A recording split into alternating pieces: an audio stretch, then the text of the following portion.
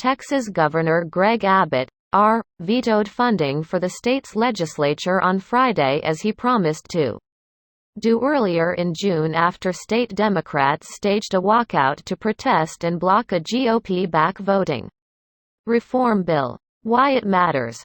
Funding is no longer lined up for the entire state legislature, including the paychecks of state lawmakers and their staff members and the budgets of legislative agencies, though it is unclear if the unprecedented veto is constitutional, according to the Texas Tribune. State House Democrats in late May broke quorum and prevented the chamber from passing Senate Bill 7, a sweeping overhaul of elections in the state that in part places numerous restrictions on several types of voting in the state's voting advocacy organizations, civil rights groups and state Democrats have warned that Texas's bill targets people of color and marginalized groups.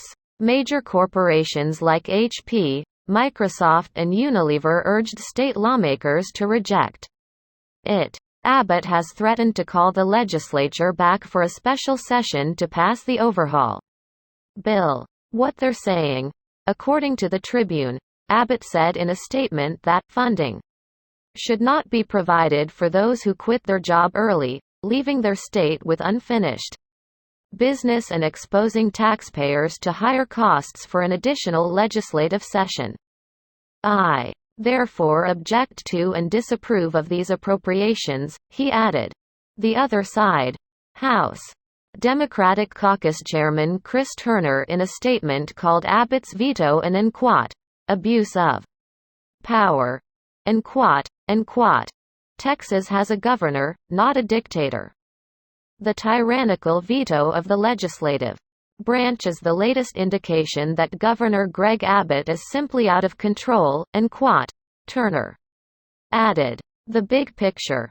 Alongside restrictions on forms of voting, the bill also includes provisions that would raise criminal penalties on election administrators and workers for committing loosely defined offenses during elections, according to the state's United Democracy Center, a bipartisan organization created to protect democratic norms.